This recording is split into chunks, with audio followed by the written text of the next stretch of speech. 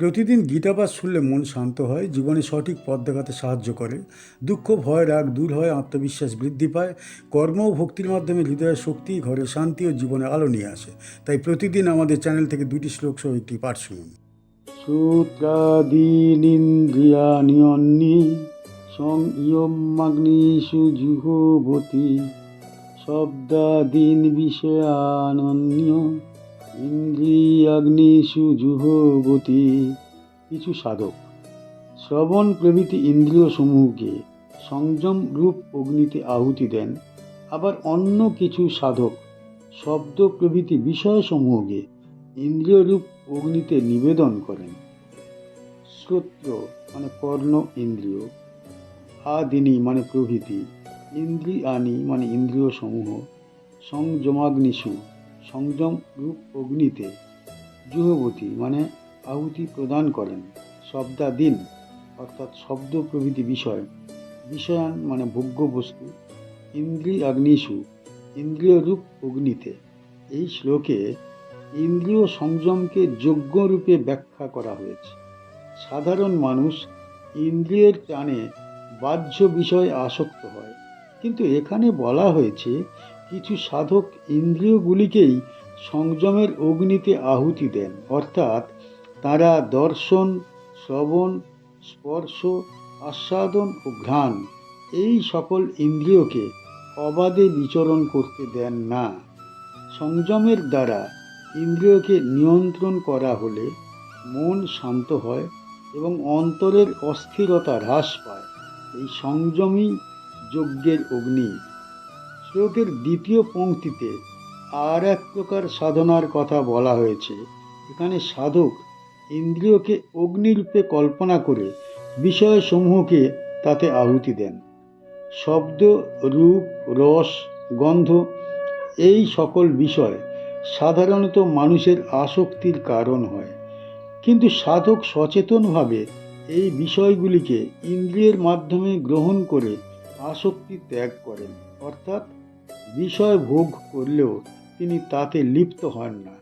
এই সাধনায় ভোগ আসক্তির কারণ না হয়ে আত্মসংযমের উপায়ে পরিণত হয়। এই দুই প্রকার যজ্ঞের মূল উদ্দেশ্য এক, ইন্দ্রিয় জয়। কেউ ইন্দ্রিয়কে কঠোর সংযমে আবদ্ধ করে সাধনা করেন, আবার কেউ বিষয়ের মধ্যে থেকেও আসক্তিহীন থেকে ইন্দ্রিয় শুদ্ধির সাধনা করেন। উভয় পথেই আত্মনিয়ন্ত্রণ প্রধান। এই শ্লোক শেখায় যে ইন্দ্রিয় দমন বা ইন্দ্রিয় শুদ্ধি উভয়ই যজ্ঞের রূপ হতে পারে, যদি তাতে অহংকার ও ভোগ বাসনা ত্যাগ করা যায়। এই শ্লোকের প্রসঙ্গ হল ইন্দ্রিয় ও বিষয়ের সঙ্গে মানুষের সম্পর্ক। ইন্দ্রিয় মানুষের বন্ধন, আবার ইন্দ্রিয়ই মুক্তির পথ।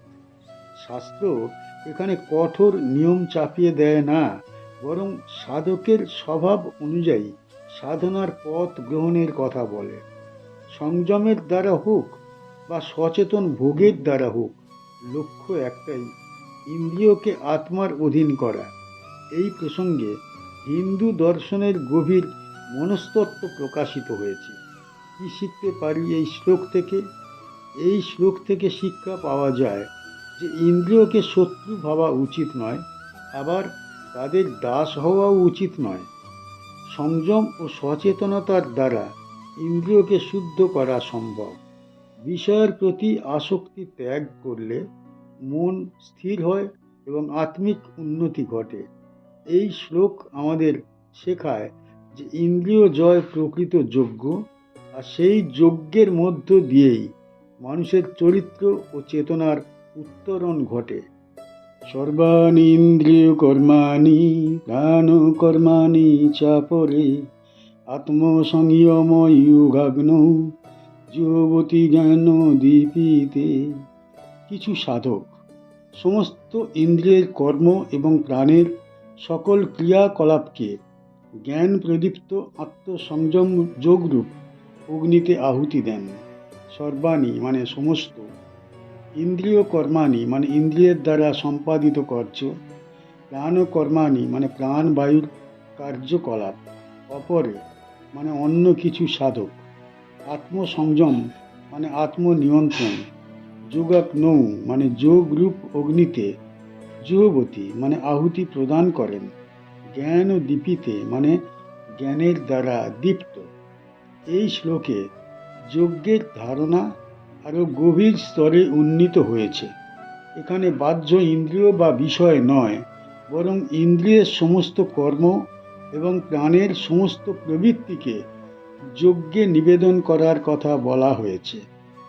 মানুষের দৈনন্দিন জীবনে যা কিছু করা হয়, দেখা, শোনা, বলা, চলা, সবই ইন্দ্রিয় কর্ম। সাধারণ অবস্থায় এই কর্মগুলি আসক্তির দ্বারা পরিচালিত হয়, কিন্তু এখানে সাধক সেই কর্মগুলিকেই আত্মসংযমের অগ্নিতে আহুতি দেন, অর্থাৎ অহংকার ও ভোগ বাসনা ত্যাগ করে কর্ম সম্পাদন করেন। প্রাণ কর্ম বলতে শ্বাস প্রশ্বাস, দেহ চলন ও জীবন শক্তির সমস্ত প্রবাহ বোঝানো হয়েছে। সাধক এই প্রাণ শক্তিকে অবাধে বিচরণ করতে দেন না, বরং যোগ সাধনার দ্বারা তাকে নিয়ন্ত্রিত করেন। আত্মসংযম যোগ মানে এমন এক সাধনা যেখানে মন, বুদ্ধি ও প্রাণ একত্রে শাসিত হয়। এই যোগরূপ অগ্নি জ্ঞানের দ্বারা দীপ্ত, অর্থাৎ অন্ধ অভ্যাস নয়, সচেতন বোধের দ্বারা পরিচালিত। জ্ঞান এখানে পথ প্রদর্শক প্রদীপের মতো কাজ করে। এই শ্লোকের মূল তাৎপর্য হল কর্মকে শুদ্ধ করা, কর্ম ত্যাগ নয়। কর্মের উদ্দেশ্য ও চেতনার পরিশুদ্ধি এখানে মুখ্য। ইন্দ্রিয় ও প্রাণের কর্ম যখন আত্মসংযম ও জ্ঞানের দ্বারা নিয়ন্ত্রিত হয়, তখন কর্ম বন্ধনের কারণ না হয়ে মুক্তির উপায়ে পরিণত হয়। এই যজ্ঞে বাহ্য দ্রব্য নেই, আছে কেবল সচেতনতা ও নিষ্ঠা। এই সাধনা মানুষকে ক্রমে আত্মকেন্দ্রিকতা থেকে আত্মবোধের দিকে নিয়ে যায়। এই শ্লোকের প্রসঙ্গ হল অন্তর্যজ্ঞের সর্বোচ্চ রূপ। এখানে মানব জীবনের প্রতিটি কর্মকেই সাধনার অংশ হিসাবে গ্রহণ করা হয়েছে। দেহ, ইন্দ্রিয় ও প্রাণ সব কিছুই সাধন ক্ষেত্র। শাস্ত্র এখানে কর্ম বিমুখতা শেখায় না, বরং জ্ঞান প্রদীপ্ত সংযমের মাধ্যমে কর্মকে পবিত্র করার কথা বলে। এই প্রসঙ্গে হিন্দু ধর্মের কর্ম ও জ্ঞানের সমন্বয় প্রকাশ পেয়েছে। কি শিখতে পারি এই শ্লোক থেকে?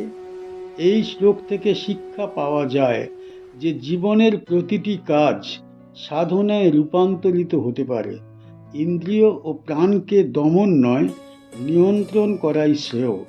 জ্ঞান ও আত্মসংযমের আলোয় কর্ম সম্পাদন করলে কর্মবন্ধন সৃষ্টি করে না। এই শ্লোক মানুষকে সচেতন জীবনযাপন, শুদ্ধ আচরণ ও আত্ম উন্নতির পথে অগ্রসর হতে প্রেরণা দেয়। আমাদের চ্যানেলের গীতা পাঠ কেমন হয়েছে, ব্যাখ্যা কেমন হয়েছে, আপনার কেমন লেগেছে কমেন্ট বক্সে অবশ্যই জানাবেন, এবং প্রতিনিয়ত গীতা পাঠ শোনার জন্য চ্যানেলটা অবশ্যই সাবস্ক্রাইব করে রাখুন। দেখা হচ্ছে পরের ভিডিওতে।